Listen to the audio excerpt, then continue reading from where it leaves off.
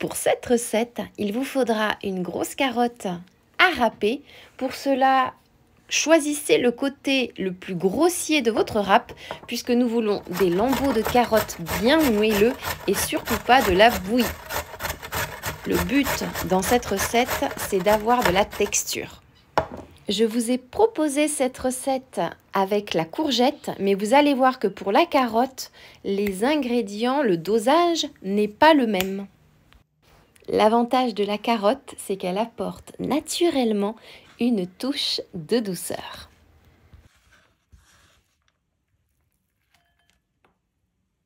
Versez dans un bol 6 cuillères à soupe de poudre de pois chiche. Quand je dis poudre de pois chiche, ce n'est pas de la farine. La poudre est un peu plus grossière, un peu plus épaisse. Elle permet d'obtenir une autre texture que je préfère. Je fais ma propre poudre de pois chiche. Et comme vous pouvez le voir sur la vidéo, je remplis bien mes cuillères à soupe. Elles sont bombées.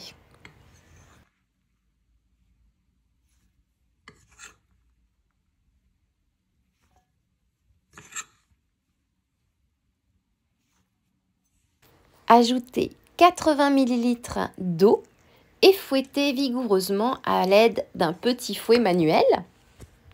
La poudre de pois chiche peut être un peu grumeleuse. Je vous invite donc à bien fouetter avant de l'ajouter à la carotte râpée pour obtenir une pâte bien lisse et bien crémeuse comme je vais vous le montrer.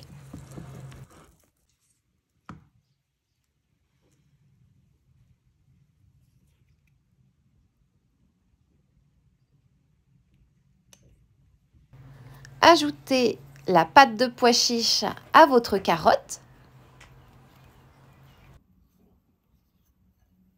et bien mélanger le tout. C'est une recette très simple, une recette 2 ingrédients. Je ne compte pas l'eau comme un ingrédient. C'est une recette sans farine et donc une recette sans gluten, sans œufs et sans fromage. C'est vraiment une recette pratique quand on n'a pas beaucoup de temps pour cuisiner et qu'on veut manger sainement.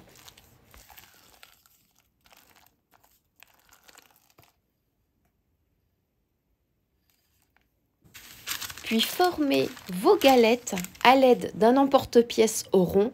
Pour ma part, je l'ai légèrement huilé à l'intérieur. Ça permet d'avoir de belles galettes bien rondes, mais c'est complètement facultatif.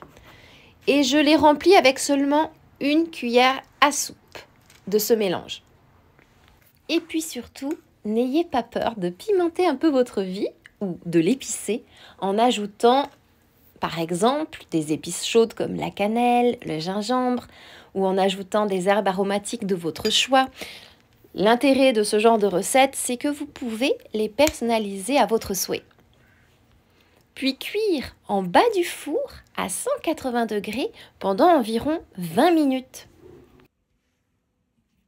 Vous obtenez de magnifiques bouchées à la carotte qui peuvent être mangées de différentes façons. Vous pouvez les garnir comme un sandwich. Vous pouvez les tremper dans une sauce fait maison. Vous pouvez aussi les faire en petit format pour faire des tapas ou même pour remplacer du pain fait maison quand on n'en a plus à la maison. C'est un vrai succès à la maison, que ce soit pour ma famille ou nos invités, parce que cette petite bouchée à la carotte peut s'adapter à beaucoup de personnes différentes. Que ce soit les personnes qui sont allergiques aux produits laitiers, sensibles au gluten, au régime, etc. Et maintenant, le petit plus, c'est la sauce. J'utilise simplement le mélange d'une sauce chili et d'une mayonnaise fait maison.